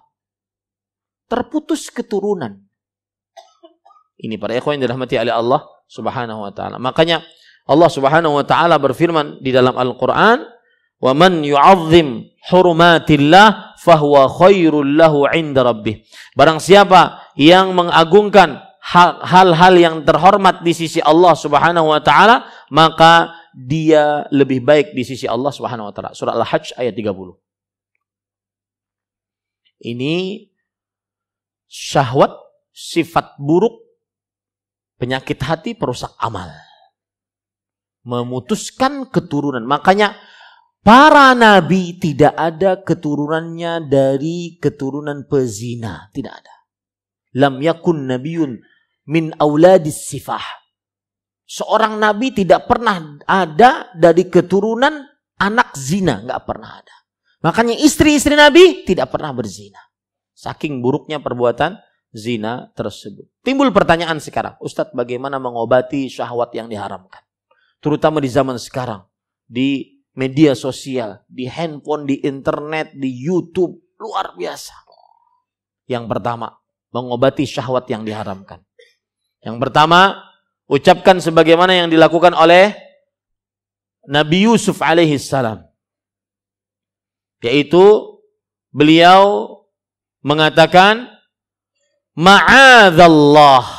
Ketika Zulaikha mengatakan, hai Talak, wahai Yusuf, ayo ke sini. Beliau mengatakan, ma'adzallah, aku berlindung kepada Allah Subhanahu wa taala. Ini disebutkan oleh Allah Subhanahu wa taala dalam surat Yusuf ayat 23.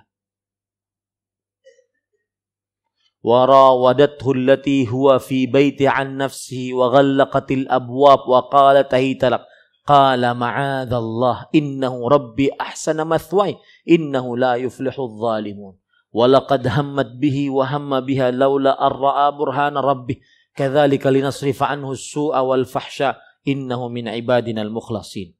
Yang artinya Allah Subhanahu wa taala berfirman di dalam surat Yusuf ayat 23-24. Dan wanita tersebut yaitu Zulaikha yang Yusuf tinggal di rumahnya menggoda Yusuf untuk menundukkan dirinya kepadanya. Dan dia menutup pintu-pintu seraya berkata, "Marilah ke sini wahai Yusuf." Yusuf alaihi salam berkata, "Aku berlindung kepada Allah. Sungguh Tuanku telah memperlakukanku dengan baik. Sesungguhnya orang-orang yang zalim tidak akan beruntung." Sesungguhnya wanita itu telah bermaksud melakukan perbuatan itu kepada Yusuf. Dan Yusuf pun alaihissalam bermaksud pula melakukan perbuatan itu kepada wanita tersebut. Andai kata dia tidak melihat tanda dari Rabbnya. Lihat, Nabi Yusuf hampir melakukan. Memang ada tafsiran, beberapa tafsiran dari para ulama rahimahumullah ta'ala. Di sini saya ingin kita mengambil bagaimana menahan syahwat yang haram dari cerita Nabi Yusuf. Yang pertama tadi apa? Minta perlindungan dengan siapa? Allah. A'udzubillahi minasyaitonir rajim. Sering berdoa a'udzubillahi minasyaitonir rajim. Ya, sering berdoa.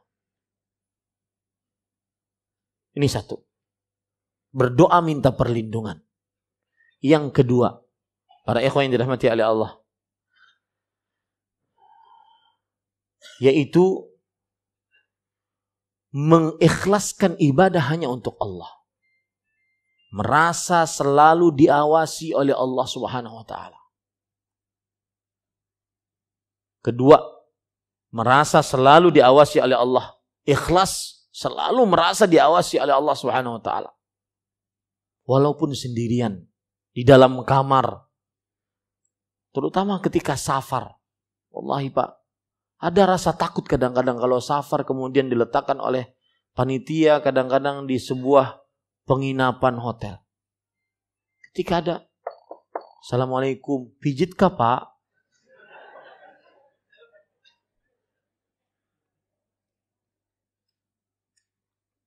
Ya, hati-hati para ikhwah. Dan saya sering mengatakan, bersyukurlah kepada Allah ketika Anda dijauhkan dari maksiat. Itu nikmat tersendiri. Kadang nikmat itu lebih besar daripada emas, perak, uang, materi. Bersyukur Anda tidak diberikan kesempatan untuk bermaksiat. Saya beri contoh ya. Saya pernah diundang seorang manajer di salah satu perusahaan BUMN di Sulawesi. Kemudian beliau ngajak saya makan setelah kajian. Lalu saya bertanya, Pak, sejenis Bapak begini pangkat Bapak, banyak nggak godaannya? Oh banyak Ustaz. Yang Ustaz kesebutan kajian tadi, tahta, harta, wanita, tiga-tiganya sekaligus pernah ada di hadapan saya. Ada seorang perempuan cantik luar biasa, dengan pakaian serba minim. Setengah lengan, setengah dada, setengah paha. Satu, godanya wanita. Kemudian dia menyodorkan amplop segepok uang. Kemudian menyodorkan surat. Pak, kalau tanda tangan Bapak naik pangkat.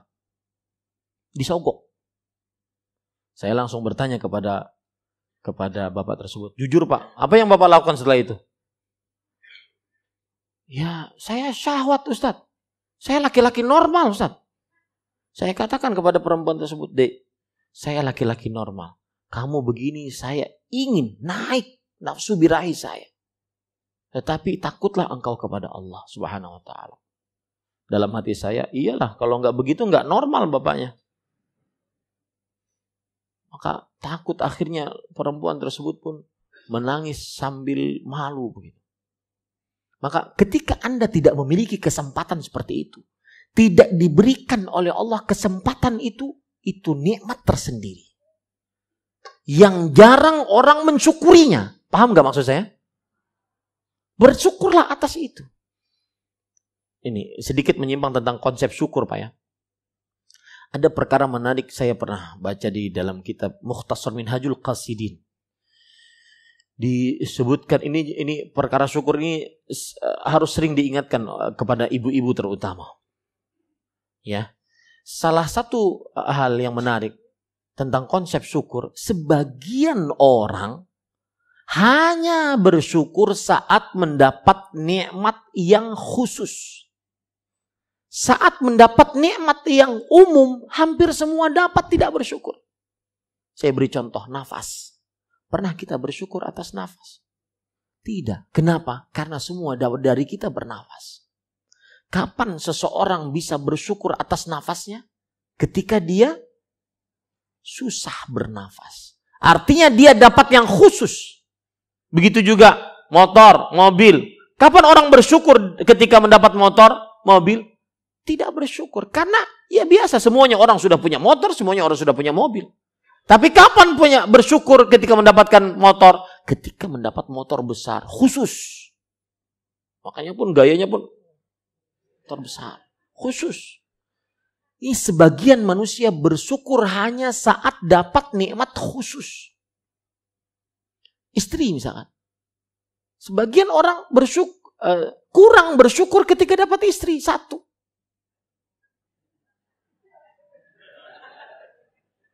Ya. Ketika dapat dua, khusus, tiga, baru. Itu pun cuma beberapa bulan. Setelah beberapa bulan, yang ada bingung. Banyak masalah, problem, dan semisalnya. Ini maksud saya. Sebagian orang kadang-kadang bersyukur hanya saat dapat nikmat khusus. Sedangkan nikmat umum dia tidak syukuri. Nah, cara yang kedua yaitu selalu muraqabah, merasa diawasi oleh Allah Subhanahu wa taala agar terhindar dari syahwat yang diharamkan. Cara yang ketiga, para ikhwan yang dirahmati oleh Allah, berdoa kepada Allah. Terutama ini anak-anak muda dan bapak-bapak, ibu-ibu yang punya anak-anak muda. Yang di zaman sekarang dekadensi moral terutama tentang kesucian perempuan sudah biasa. Seorang perempuan sudah tidak virgin, tidak perawan lagi sudah dianggap biasa. Ini parah, kesalahan paling parah. Itu tidak biasa dan itu haram, dosa besar. Ya, dosa besar. Imannya diangkat di atas kepalanya, tidak akan kembali kecuali setelah dia bertobat kepada Allah. Baru imannya kembali. Yang berzina seperti itu hadisnya. Idza zana al-'abdu kharaja minhu al-iman ka'annahu kadh-dhullah. Jika seorang hamba berzina, maka imannya keluar dari dirinya. Seakan-akan ada di atas kepalanya. Wala yarju illa ba'da nazhiha. Dan tidak akan kembali iman tersebut kecuali setelah dia melepaskan zinanya, bertobat. Ini sebagian anak perempuan kadang-kadang kalau sudah tidak perawan dianggap biasa, ketawa cekikikan, hai. Tidak, saya pesan. Tidak ada sesuatu yang paling berharga bagi seorang perempuan setelah agamanya kecuali kesuciannya, kemaluannya. Kak, Bapak Ibu, saudara-saudari yang dimuliakan oleh Allah Subhanahu wa taala, perhatikan baik-baik anak-anak perempuan kita. Kiat agar kita bisa menjaga kesucian mereka, doakan. Sebagaimana hadis Rasul riwayat Bukhari, ketika ada orang Seorang pemuda datang ke Rasulullah sallallahu alaihi wasallam, "Ya Rasulullah, ini uridu an azni." Wahai Rasulullah, aku ingin berzina. Karena syahwatnya terhadap perempuan. Karena dia masih muda. Tingkat libidonya tinggi. Maka dia terus terang kepada Rasulullah, "Wahai Rasulullah, ini sanggup nikah. Saya ingin berzina aja." Maka kata Rasul sallallahu alaihi wasallam, "Maukah engkau itu terjadi pada ibumu, pada anakmu, pada saudari perempuanmu, pada bibimu?" Kan tidak mau. Maka kemudian Rasulullah SAW memegang dadanya. Kemudian beliau berdoa. Kata Rasulullah SAW, ini hafal doanya. Doakan anak-anak Anda dengan ini. Hafal doanya. Allahumma ghfir dzambahu wa tahhir qalbahu wa hassin farjahu. Ya Allah, sucikan hatinya. Ya Allah, ampunkan dosanya. Sucikan hatinya, lihat permasalahan hati. Dan jaga kemaluannya. Hafalkan doa ini untuk anak-anak kita. Dan itu hadisnya sahih. Allahumma fir dzambahu. Allahumma ghfir dzambahu. Habis itu, wa tahhir qalbahu. Habis itu, wa hassin farjahu. Ya Allah, ampuni dosanya. Jaga kemaluannya. Sucikan hatinya. Dan jaga kemaluan. Ini Bapak Ibu saudara-saudari yang dimuliakan oleh Allah. Doakan anak tersebut agar jauh dari maksiat. Terutama syahwat. Sekarang subhanallah. Perempuan-perempuan di media sosial. Berjilbab. Tapi goyang erotis. Goyang 2 jari. La haula wala quwata illa billah. Saya sering berpikir, ini bapaknya kemana? Laki-laki, keluarga laki-lakinya kemana? Mana rasa cemburunya? Kakak laki-lakinya kemana? Adik laki-lakinya kemana? Pamannya kemana itu? Mana rasa cemburunya?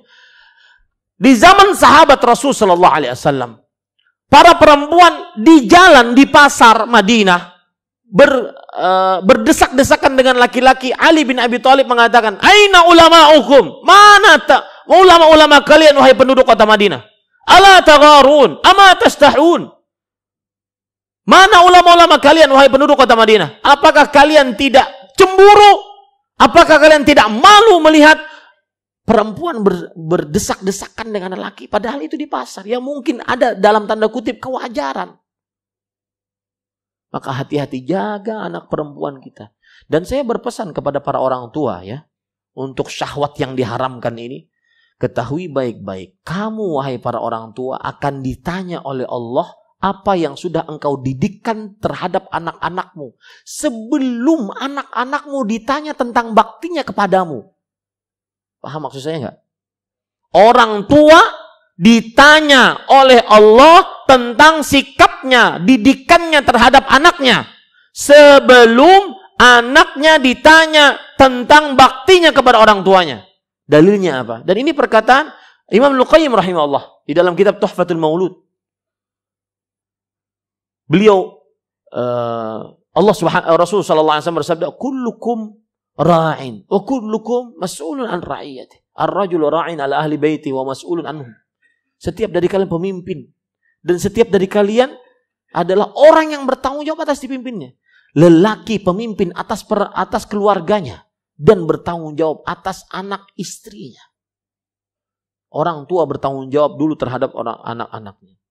Maka doakan anak-anak kita dengan doa itu. Dan doa itu jujur saya dapatkan dari penggalan ceramah dari Syekh Abdul Razak. Beliau sampai menangis menyebutkan ini. Mungkin saya mengira menangisnya beliau itu melihat di zaman sekarang sangat mengerikan.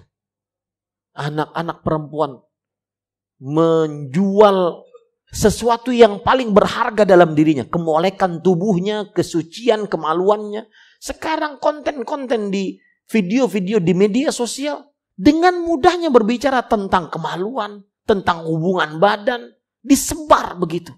Ini masuk, ini jangan hati-hati para ikhwan. Saya ingin mengingatkan. Ini masuk ke dalam ayat Al-Quran. Innal ladzina yuhibbuna an tasyi'al fahishatu fil ladzina amanu lahum adzabun alimun fid dunya wal akhirah. Orang-orang yang ingin tersebar perbuatan fahishah di tengah orang-orang beriman. Bagi mereka siksa yang pedih di dunia dan akhirat. Siapa yang ingin tersebar perbuatan keji, kotor, porno, termasuk konten-konten video yang di dalamnya ada wawancara. Apa menurutmu bagian yang basah? Apa menurutmu ini yang kotor-kotor? Disebar, ditonton jutaan orang. Ini termasuk di dalamnya. Perhatikan nih. Kadang-kadang kita tertipu dengan pakaian, dengan framing, termasuk di dalamnya. Suami, istri, istrinya bercadar, suaminya jenggotan, buat video. Videonya lagi main bola, lari-larian. Membuat jomblo-jomblo semakin ngenes.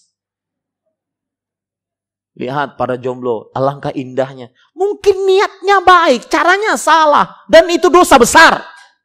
Ingat itu. Itu dosa besar, membuat video-video kemesraan antara suami istri disebarkan di media sosial. Itu dosa besar.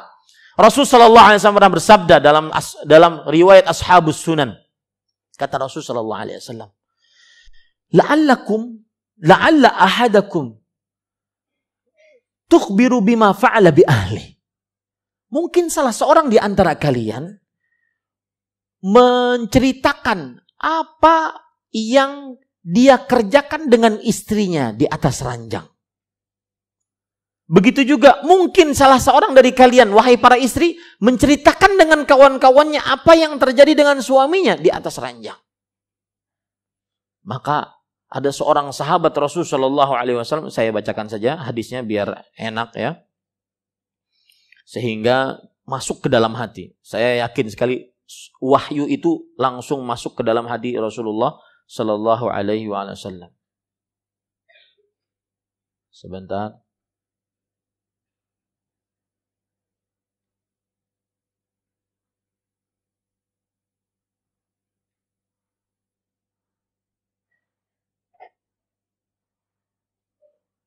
Ya, hadis riwayat Imam Ahmad dari Asma binti Yazid, annaha kanat 'inda Rasulillah sallallahu alaihi wasallam wal rijal wan nisa qu'udun indah. Asma binti Yazid bercerita, beliau pernah duduk di majlis Rasul sallallahu alaihi wasallam. Ada laki-laki, ada perempuan di belakang. Ya, ada laki-laki, ada perempuan di belakang. Kemudian Rasul sallallahu alaihi wasallam bersabda, la'alla rajulan yaqulu ma yaf'alu bi ahli. Mungkin ada sebagian lelaki, suami yang bercerita tentang kejadiannya dengan istrinya di atas ranjang kepada orang lain.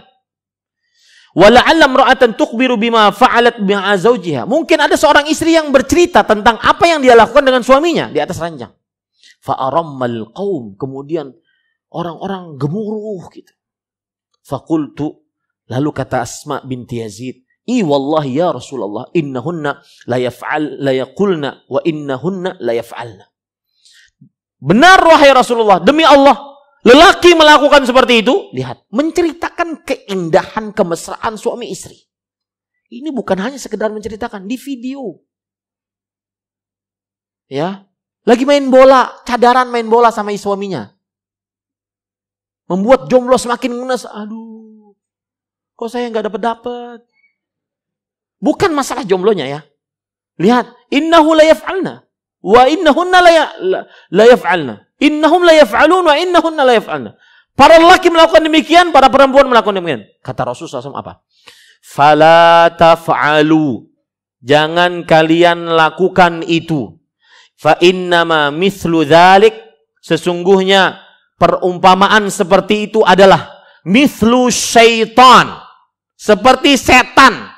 Iblis laqiya syaitanatan, seperti setan laki-laki ketemu dengan setan perempuan fi tariqin, di sebuah jalan, faghasyiha, lalu perempuan dan laki-laki tersebut, setan laki-laki setan perempuan ini bergaul di tengah jalan, wan nasu yanzurun, dan orang-orang melihat semua.